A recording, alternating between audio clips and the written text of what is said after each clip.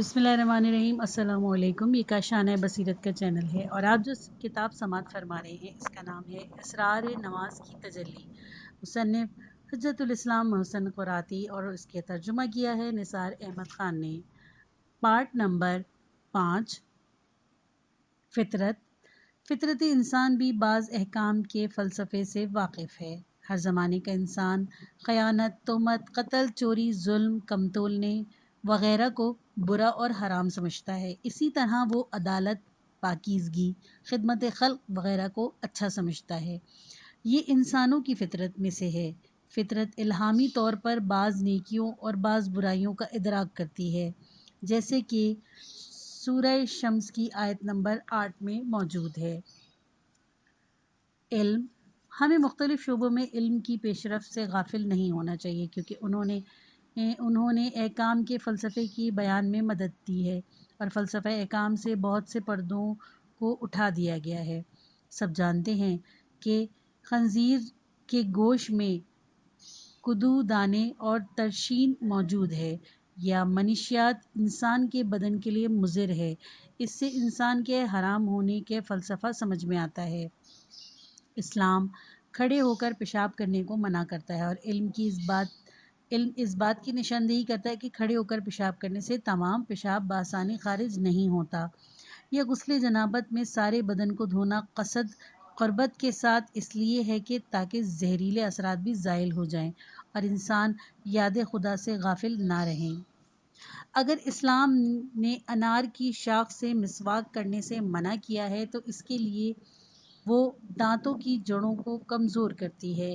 اسی طرح اسلام کے تمام دستورات، واجبات، محرمات، مستحبات، مکروہات میں یہاں تک کہ کھانے پینے، لباس، زندگی کے وسائل و مسائل میں سے کوئی بھی فعل حکمت سے خالی نہیں۔ اس سلسلے میں محققین علماء اسلام نے بہت سی کتابیں تحریر کی ہیں۔ ملاحظہ فرمائیے، اولین دانشگاہ و آخرین پیغمبر علیہ السلام، مؤلف ڈاکٹر شہید پاک نژاد۔ ہماری اس مختصر سی کتاب میں ان سب کی گنجائش نہیں، لیکن سب کا لب لباب یہ ہے کہ تمام اسلامی احکام کی بنیاد کی حکمت و فلسفے پر استوار ہے، چاہے ہم انہیں عقل و علم کی مدد سے جانتے ہوں یا ابھی تک ان سے پوشیدہ اسرار میں تحقیق نہ کر سکے ہوں۔ بہرحال پرستش و بندگی کا روح کا تقاضا یہ ہے کہ جب ہمیں کسی چیز کے بارے میں یہ معلوم ہو جائے کہ اس کا تعلق احکام خدا سے ہے تو اس کو قبول کر کے عمل کرنا چاہیے۔ تسلیم سب سے بڑا فلسفہ ہے۔ اس میں کوئی شک نہیں کہ خدا کے دستورات اور شرع کے احکام دلیل و فلسفے سے خالی نہیں ہیں، لیکن ضروری نہیں ہے کہ ہم تمام احکام و فرمان خدا میں اقتصادی، طبعی و علمی دلیلیں تلاش کریں۔ مسلمان کو وحی الہی کے حکم کے سامنے سر تسلیم خم کر دینا چاہیے، اور یہی تسلیم ہونے کا جذبہ کمال آدمیت ہے، اور بعض احکام کے تو صرف جذبہ تسلیم و بندگی کی آزمائش کے لیے ہیں۔ حضرت ابراہیم علیہ السلام کو قربانی اسماعیل علیہ السلام کا حکم اس کا منہ بولتا ثبوت ہے، اور حضرت ابراہیم علیہ السلام کی کمال بندگی کا نمونہ ہے۔ جس طرح ہماری راہ پیمائی سے ہمیشہ کسی منزل پہ پہنچنا ہی مقصد نہیں ہوتا اور کبھی خود راہ پیمائی ہی مقصد ہوتی ہے، مثلاً ورزش یا مقابلے میں دوڑنا ہی مقصد ہے، نہ کہ کسی مقصد و منزل تک پہنچنا۔ عبادت کے دستورات اور احکام خدا میں بھی کبھی ان کو تسلیم کرنا اور ان کی مشق میں ہی خدا کی خوشنودی ہوتی ہے۔ وہ محض پروردگار کی اطاعت تو قرار پاتی ہیں۔ عبادت کا مقصد روح انسان کی پرورش ہے، بلکہ اسی طرح جیسے انسان کے جسم کی تربیت کے لیے ورزش۔ امام سجاد علیہ السلام فرماتے ہیں، خدایا میرے لیے یہی افتخار کافی ہے کہ میں تیرا بندہ ہوں۔ مناجات شعبانیہ میں ہے، خدایا اگر تو نے مجھے دوزخ میں داخل کیا تو وہاں بھی با اعلان یہی کہوں گا کہ میں تجھے دوست رکھتا ہوں۔ حضرت علی علیہ السلام فرماتے ہیں، خدایا میں تیری عبادت نہ جنت کے شوق میں کرتا ہوں نہ جہنم کے خوف سے، بلکہ تجھے لائق عبادت پایا تو عبادت کرتا ہوں۔ اولیاء خدا نے خدا عبادت سے لطف اندوز ہوتے ہیں، دیگر گناہگار اس کی شیرینی یہ عبادت سے محروم ہیں۔ کبھی ایسا بھی ہوتا ہے کہ کوئی محبت کی بنا پر کسی کی خدمت کرتا ہے، نہ کسی مالی منفعت کے لیے بلکہ اس کی شخصیت کی خدمت ہی اس کا مقصد ہوتا ہے، اور کبھی تو تحصیل علم، رونمائی اور اجتماعی مفاد کے لیے بھی یہ خدمت نہیں ہوتی۔ بہت سے لوگ ہیں کہ جو شخصیت کے پاس بیٹھنے یا اس کی تصویر اپنے پاس رکھنے کو فخر سمجھتے ہیں، اس میں ان کا کوئی فائدہ بھی نہیں ہوتا، صرف ان کے نزدیکی انہیں محبوب ہوتی ہے۔ جب اس دنیا میں انسان کسی کی قربت کو فخر سمجھتا ہے تو کیا خدا کے سامنے اس کی عبادت کرنا مایہ افتخار نہیں ہے؟ بہانہ یا تحقیق۔ گزشتہ بیانوں سے یہ معلوم ہوتا ہے کہ کچھ لوگ ایسے بھی ہیں کہ جن میں تسلیم و تعبد کا جذبہ نہیں ہوتا، اور وہ بار تکلیف سے سبکدوش ہونے کے لیے بہانہ ڈھونڈتے رہتے ہیں، اور اس بہانہ جوئی کو وہ تحقیق کا نام دیتے ہیں، اور ہر حکم دین کے لیے دلیل و فلسفہ تلاش کرتے ہیں۔ بہت سے خود کو روشن و فکر شمار سمجھتے ہیں۔ قرآن کریم ایسے افراد کے متعلق قیامت پر اعتقاد رکھنے کے بارے میں فرماتا ہے۔ سورہ قیامت آیت نمبر 5۔ بلکہ انسان چاہتا ہے کہ اپنے سامنے برائی کرتا چلا جائے اور پوچھتا ہے کہ یہ قیامت کب آنے والی ہے۔ یہ ان بچوں کی طرح بہانہ تلاش کرتے ہیں جو ہر لحظہ بہانہ ڈھونڈا کرتے ہیں، اور جب وہ ختم ہو جاتا ہے تو دوسرا بہانہ نکال لیتے ہیں۔ قرآن ایسے افراد کے متعلق کہتا ہے، سورہ قمر آیت نمبر 2۔ اور یہ کوئی نشانی دیکھتے ہیں تو منہ پھیر لیتے ہیں اور کہتے ہیں کہ یہ تو ایک مسلسل جادو ہے۔ یہ ڈاکٹر اور مکینک کے مقابل اور شیطانی وسوسوں کے سامنے سپر انداختہ ہیں اور بے چوں چرا ان کی باتوں کو تسلیم کر لیتے ہیں، لیکن جب دینی احکام کی نوبت آتی ہے تو محقق و منطقی بن جاتے ہیں۔ ایک مٹ بھیڑ۔ ایک روز ایک شخص نے پوچھا، نماز صبح 2 رکعت کیوں ہے؟ میں نے کہا، مجھے معلوم نہیں، خداوند کا حکم ہے لہٰذا انجام دینا چاہیے۔ جیسے ہی اسے یہ اندازہ ہوا کہ میں نہیں جانتا، ویسے ہی اس نے روشن فکروں کی صورت بنا کر کہا، آج کی دنیا دنیائے علم ہے، آج بغیر علم کے دین صحیح نہیں ہے۔ میں نے بھی اس سے ایک سوال کر لیا، آپ بتائیے کہ انار کا پتا چھوٹا ہے لیکن انگور کا پتا بڑا ہوتا ہے کیوں؟ اس نے کہا، مجھے نہیں معلوم۔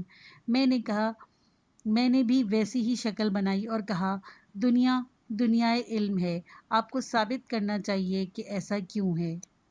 جب میری بات سے اس کا غرور تھوڑا کم ہو گیا تو میں نے کہا، برادر، میں بھی مانتا ہوں کہ دنیا دنیائے علم ہے، لیکن اس کے یہ معنی نہیں ہے کہ پوری کائنات کے اسرار ہم آج ہی جان لیں۔ یقیناً انار کے باریک اور چھوٹے پتے اور انگور کے چوڑے پتے، اس طرح ان کے میوے کے ذائقے میں کوئی نہ کوئی ربط تو ہے کہ جس کو ابھی تک ماہرین ارضیات و نباتات کشف نہیں کر سکے۔ ہم اسرار و فلسفے کے وجود کو تسلیم کرتے ہیں، لیکن کسی کے اس دعوے کو قبول نہیں کر سکتے کہ وہ پوری دنیا کے اسرار سے واقف ہے۔ حقیقت ہے کہ اگر ہم عمل سے پہلے اس کے فلسفے کو جائیں اور پھر اس کو انجام دیں تو یہ خدا پرستی نہیں ہوگی۔ وہی اسرار آمیز علم بشری سے بلند و برتر جب کہ یہ جدت پسند ہر ایک قانون کو قبول کر لیتے ہیں، لیکن دین خدا کی قوانین کا جب مسئلہ آتا ہے تو منطقی بحث کرنے لگتے ہیں۔ کیوں؟ نماز مکتب وحی میں عبادت کی شرائط و فلسفے کی بحث گزر چکی، اب ہم ان کے ذکر کے بعد ان کے مصادیق سپرد قلم کرتے ہیں اور بندگی کی نمایاں قسم نماز سے بحث کا آغاز کرتے ہیں۔ اولاً دینی متون یعنی قرآن و حدیث میں نماز کی منزلت پہچانیں، پھر اس کے جزیات و اسرار کا ملاحظہ کریں اور مکتب وحی نے نماز کے بارے میں کیا فرمایا ہے توجہ فرمائیں۔ نماز عبادت کی نمایاں قسم ہے کہ جس کی انبیاء علیہ السلام نے تاکید کی ہے۔ جناب لقمان علیہ السلام اپنے فرزند سے فرماتے ہیں، سورہ لقمان آیت نمبر 17، بیٹے نماز قائم کرو۔ سورہ طٰہٰ آیت نمبر 14، نماز دعائے نسیان اور ذکر خدا کا وسیلہ ہے، جیسا کہ ارشاد فرمایا، نماز پیمان خدا ہے۔ رسول اللہ فرماتے ہیں نماز پیغمبر کی آنکھوں کا نور ہے۔ کنز العمال 269/7۔ نماز مصائب و مشکلات کو دفع کرنے کا ذریعہ ہے۔ خداوند عالم ارشاد فرماتا ہے مشکلات میں نماز اور صبر سے مدد حاصل کرو۔ سورہ بقرہ آیت نمبر 45۔ حضرت علی علیہ السلام ارشاد فرماتے ہیں تکبر سے محفوظ رکھنے کے لیے خدا نے نماز واجب کی ہے۔ نہج البلاغہ حکمت 252۔ نماز خدا کی نعمتوں پر شکر کا وسیلہ ہے۔ نماز تمہارے دین کی آبرو ہے، چنانچہ ارشاد ہوتا ہے الصلاۃ وجہ دینکم۔ سورہ کوثر۔ نماز خدا کی نعمتوں پر شکر کا وسیلہ ہے۔ فصلی لربک وانحر۔ سورہ کوثر آیت نمبر 2۔ نماز تمہارے دین کی آبرو ہے، چنانچہ ارشاد ہوتا ہے الصلوات وجہ دینکم۔ فروغ کافی۔ پیغمبر صلی اللہ علیہ وآلہ وسلم فرماتے ہیں نماز پرچم اسلام ہے۔ کنز المال 279/7۔ نیز فرماتے ہیں نماز تمہارے دین کا ستون ہے۔ مسترک 172/1۔ نیز فرماتے ہیں نماز دین کے لیے ایسی ہی ہے جیسے بدن کے لیے سر۔ نہج الفصاحہ جملہ نمبر 3075۔ معصوم علیہ السلام فرماتے ہیں نماز بہشت کی کلید ہے۔ نہج الفصاحہ جملہ نمبر 1588۔ نیز فرماتے ہیں نماز لوگوں کی سنجش کا ذریعہ ہے۔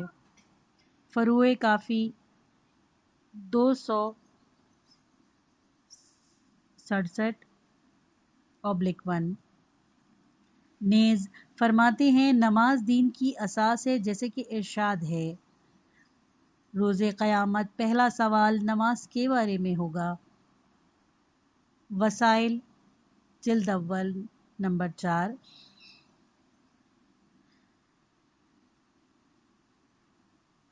نہج الفصاحہ جملہ نمبر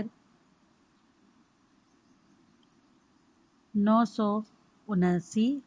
نماز گناہوں کو دھو دیتی ہے۔ ایک حدیث میں ہے کہ نماز کو نہر سے تشبیہ دی گئی ہے کہ اگر انسان روزانہ 5 مرتبہ اس میں غوطہ زنی کرے تو میل باقی نہیں رہتا۔ وسائل 7/3۔ نماز خالق و مخلوق کے درمیان ایک رابطہ ہے۔ مادی انسان کو معنوی بناتی ہے اور خدا سے آشنا کرنے کے علاوہ انسان کو مادیت سے بھی آشنا کرتی ہے، جیسے سمتوں کے بارے میں معلومات، اسی طرح پانی، خاک، طلوع و غروب، قبلہ و وقت وغیرہ۔ نماز تنہا وہ عبادت ہے کہ ڈوبتے وقت، جنگ و جہاد کے دوران بھی ساقط نہیں ہے اور بڑی طاقتوں کے چنگل سے آزادی کی بہترین فریاد اور آستانہ خداوند عالم پر سر جھکانے کا اعلان ہے۔ نماز پڑھنا ابراہیم و محمد صلی اللہ علیہ وآلہ وسلم اور حسین و مہدی علیہ السلام کی سنت کو زندہ رکھنا ہے۔ نماز خدا کا وسیلہ ہے۔ فروع کافی جلد اول صفحہ نمبر 265۔ نماز انبیاء علیہ السلام کی آخری وصیت ہے اور امام جعفر صادق علیہ السلام کا آخری فرمان ہے۔ وفات سے قبل آپ نے اپنے فرزند و اقرباء کو جمع کیا اور فرمایا جو نماز کو سبک سمجھے گا وہ قیامت کے دن ہماری شفاعت سے محروم رہے گا۔ فروغ کافی جلد اول صفحہ نمبر 264۔ قرآن کہتا ہے نماز اولیاء خدا کے لیے شیریں اور منافقوں کے لیے دشوار ہے۔ سورہ بقرہ آیت نمبر 45۔ ایک حدیث میں ہے نماز شیطان کے لیے گرز ہے۔ فہرست غر الحکم صلاۃ۔ اہمیت نماز۔ آیات و احادیث کے علاوہ اولیاء خدا کا کردار بھی نماز کی اہمیت بیان کرتا ہے۔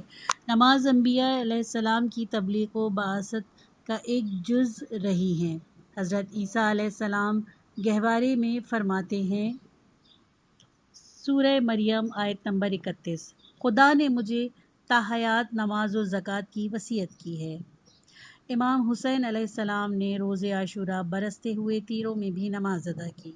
حضرت ابراہیم علیہ السلام اپنے لخت جگر اور شریک حیات کو مکے میں تپتے ہوئے صحرا میں کہ جہاں آب و گیار کا نشان نہ تھا چھوڑتے ہیں اور فرماتے ہیں۔ سورہ ابراہیم آیت نمبر 37۔ ترجمہ: پروردگار، میں نے اپنی ذریت میں سے بعض کو تیرے محترم مکان کے قریب بے آب و گیار وادی میں چھوڑ دیا ہے تاکہ نماز قائم کریں۔ نماز کے وقت ہمارے معصوم پیشواؤں کا رنگ زرد ہو جاتا تھا اور فرماتے تھے، یہ وقت بارگاہ خداوندی میں حضور اور اس کی امانت کی ادائیگی کا ہے۔ بہار جلد نمبر 81۔ اگرچہ بعض لوگ جہنم کے خوف سے اور جنت کی طمع میں نماز پڑھتے ہیں، لیکن حضرت علی علیہ السلام تجارت اور آتش جہنم سے بچنے کے لیے نماز نہیں پڑھتے تھے، بلکہ خدا کو لائق عبادت پایا تھا اسی لیے عبادت کیا کرتے تھے۔ نہج البلاغہ حکمت نمبر 237۔ اس تعمیری پروگرام کے اہتمام کے لیے اسلام نے والدین سے سفارش کی ہے کہ وہ بلوغ سے پہلے ہی نماز کی مشق کرائیں، اور اگر وہ بے اعتنائی کریں تو اس بات پر کبھی ان سے اظہار ناراضگی بھی کریں۔ وسائل 13/3۔ نماز کی مبدا ہستی سے مرتبط ہے کہ جس طرح ایک پائلٹ کنٹرول ٹاور سے ارتباط رکھتا ہے۔ نماز کے دستورات بیان کرنے کے بعد قرآن کہتا ہے، سورہ مدثر آیت نمبر 43، نیکیاں برائیوں کو کھا جاتی ہیں۔ ترک نماز: نماز ترک کرنا پروردگار عالم سے ربط منقطع کرنا ہے، اور اس سے دنیا و آخرت میں تلخ نتائج پیدا ہوں گے۔ قیامت میں اہل بہشت دوزخیوں سے پوچھیں گے، کس چیز نے تمہیں جہنم میں پہنچایا؟ ان کا ایک جواب یہ بھی ہوگا کہ ہم نماز گزار نہ تھے۔ سورہ مدثر آیت نمبر 43۔ دوسری جگہ ان نمازیوں کے بارے میں فرماتا ہے جو بے اعتنائی اور سہل انگاری سے گنڈے دار نماز پڑھتے ہیں۔ سورہ مامون آیت نمبر 5۔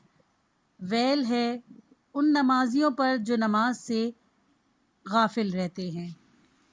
سورہ ہود آیت نمبر 114۔ نیکیاں برائیوں کو کھا جاتی ہیں۔ رسول اللہ صلی اللہ علیہ وآلہ وسلم فرماتے ہیں، جو شخص جان بوجھ کر نماز ترک کرتا ہے وہ کافر ہے۔ مجموعۃ البیضاء 301/1۔ نیز فرماتے ہیں، تارک الصلاۃ اسلام و کفر کے درمیان ہے۔ نہج الصحافہ جملہ نمبر 1098۔ نماز کو سبک سمجھنا: نماز کو اہم سمجھنا خدا پر ایمان کی علامت ہے، اور نماز سے بے اعتنائی معنویت کے عشق و علاقے کی صنف کی دلیل ہے۔ حضرت علی علیہ السلام فرماتے ہیں، نماز سے پہلو تہی اختیار کرنے والا سب سے بڑا چور ہے۔ بہار 242/88۔ دوسری جگہ فرماتے ہیں، جو لوگ نماز کو سبک سمجھتے ہیں ان کی مثال ان عورتوں کی سی ہے جو جنین کو ساقط کرتی ہیں، نہ انہیں حاملہ کہا جا سکتا ہے اور نہ ہی بچہ والی۔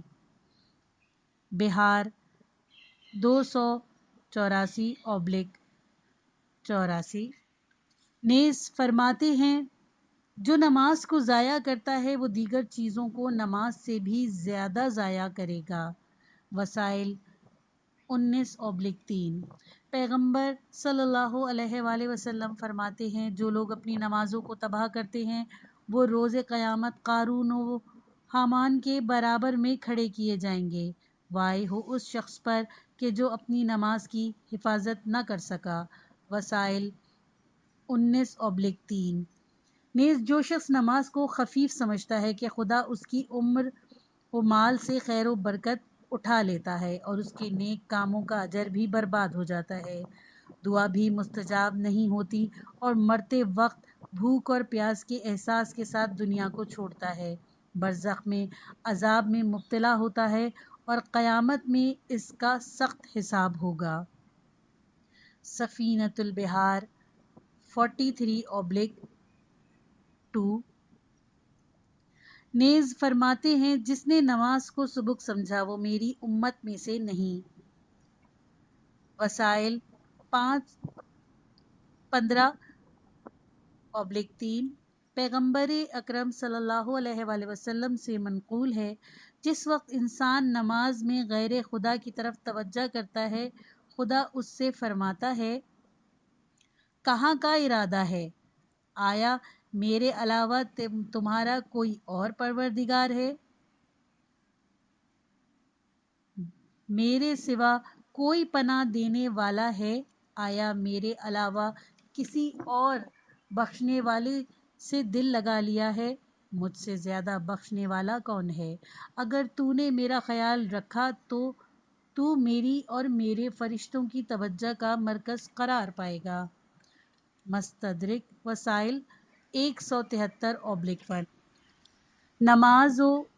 نماز عقل و وجدان کی روشنی میں اسلامی حق کے علاوہ مسلمان ہونے کے ناطے آپس میں دو مسلمانوں کا ایک دوسرے پر حق ہے اور انسانیت کی وجہ سے ایک حق انسانی ہے۔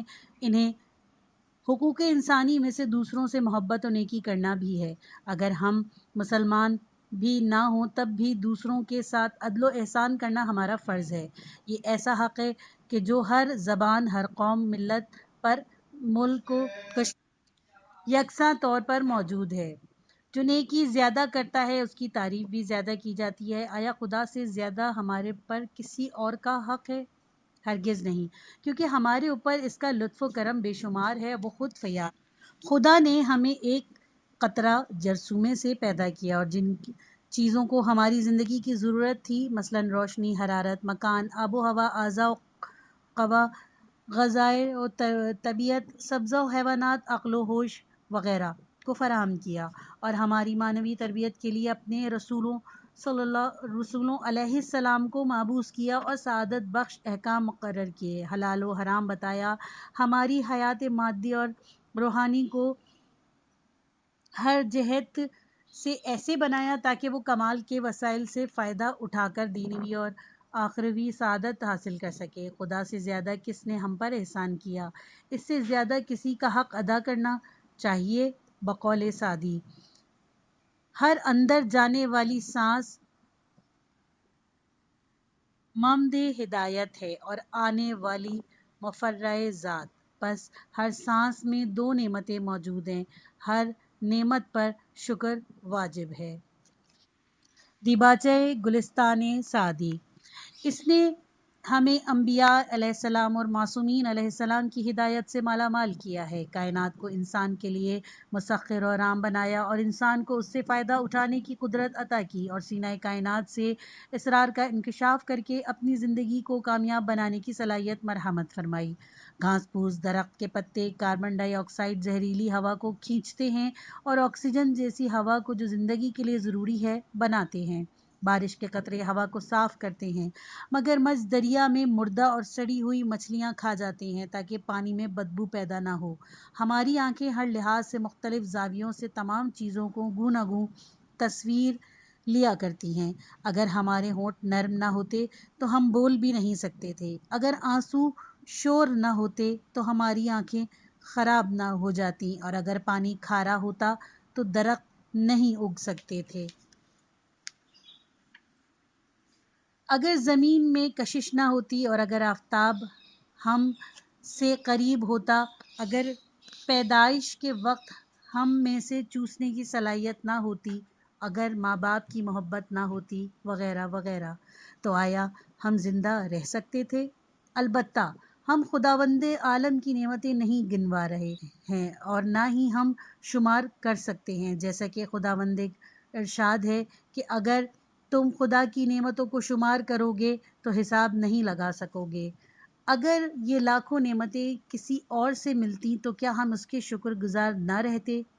ہماری انسانی و وجدانی فریضہ ہے کہ ہم خدا کی نعمتوں کا شکریہ ادا کریں، ان تمام نیکیوں کے شکرانے میں نماز پڑھیں، اس نے ہم کو پیدا کیا، لہٰذا ہمیں بھی اس کی عبادت کرنی چاہیے اور اس کا بندہ بننا چاہیے تاکہ شرق و غرب کے غلام نہ بن سکے۔ نماز خدا کی حمد و سپاس ہے اور ہر عقل مند و صاحب وجدان انسان نماز پڑھنا ضروری سمجھتا ہے۔ جب ایک کتا ہڈی دینے والے کے حق شناسی کا دم ہلا کر اظہار کرتا ہے اور اگر اس کے گھر میں کوئی اجنبی یا چور آ جاتا ہے تو کتا اس پر حملہ کر دیتا ہے۔ اگر انسان پروردگار کی بے شمار نعمتوں کا احساس نہ کرے اور نماز کے جو سپاس گزاری کی ایک صورت ہے کہ جذبے سے بے بہرا رہے تو کیا قدر شناسی میں یہ کتے سے کم نہیں ہے؟ چند سوالات و جوابات۔ سوال: کیا خدا ہماری عبادت کا محتاج ہے؟ جواب: ہرگز نہیں۔ ایک لطف کی قدر کرنا خود ہمارے لیے مفید ہے اور ہمارے انصاف کی علامت ہے۔ اس کا مطلب یہ نہیں ہے کہ خدا ہماری نماز کا محتاج ہے۔ جیسے ایک معلم اپنے شاگردوں سے کہے میری زحمتوں کی قدر کرو اور اچھی طرح درس پڑھو، تو کسی شاگرد کو یہ خیال نہیں کرنا چاہیے کہ خوب درس پڑھنے اور قدر کرنے میں معلم کا فائدہ ہے، نہیں، بلکہ یہ شاگرد کی ترقی کا باعث ہے۔ سوال: جب ہم نے یہ قبول کر لیا کہ سپاسگزاری و عبادت ضروری ہے تو اب مسئلہ یہ ہے کہ اس عبادت کو کس طرح انجام دیا جائے۔ تو اس کی مثال ایسی ہی ہے جیسے ہم نے کسی بیماری کے سلسلے میں ڈاکٹر کی طرف رجوع کیا، اس نے تشخیص کر دی، اب دوا کیسے کھائیں؟ ظاہر ہے کہ ڈاکٹر کے تابع ہیں۔ اس طرح عبادت یا وہ گوئی اور کجروی سے بچنے کے لیے ہم نے حکم خدا کا تابع ہونا چاہیے۔ ایک پائلٹ جب پرواز کرتا ہے تو وہ دنیا کے کسی بھی گوشے میں ہو وہاں سے کنٹرول ٹاور سے رابطہ قائم کر سکتا ہے، لیکن اس کا رابطے کے لیے ضروری ہے کہ وہ انگریزی جانتا ہو۔ بس مدح و سپاس کا طریقہ بھی یہی ہے۔ ہمیں دستور الہی اور اولیاء خدا سے سیکھنا چاہیے۔ سوال: نعمتوں کا شکر صحیح ہے، لیکن جو لوگ مشکل میں پھنسے ہوئے ہیں اور مفلسی میں زندگی بسر کر رہے ہیں وہ کیوں شکر ادا کریں؟ جواب: اول یہ کہ زیادہ تر مشکلات خود ہماری وجہ سے پیدا ہوتی ہیں، مثلاً حفظان صحت کی رعایت نہیں کرتے تو مریض ہو جاتے ہیں، پڑھائی میں سستی سے کام لیتے، محنت نہیں کرتے، اس کے سبب زندگی میں جمود پیدا ہو جاتا ہے، اور اگر دوست بنانے میں غائر نظر سے کام نہ لیں تو جنجال میں پھنس جاتے ہیں۔ دوسرے یہ کہ ناگواریاں بھی اچھی ہیں کیونکہ انسان کو کوشش کرنے پر ابھارتی ہیں اور صلاحیتوں کو نکھارتی ہیں۔ تیسرے یہ کہ تلخیوں کو خوشحالی اور بلاؤں کی نعمتوں کے ساتھ موازنہ کرنا چاہیے۔ چوتھا یہ کہ کبھی بلائیں اور سختیاں معنوی ترقی اور روحانی کمال کا باعث ہوتی ہیں اور دلوں کو غیر خدا سے جدا کر کے خدا کی طرف متوجہ کرتی ہیں۔ نامقبول نمازیں۔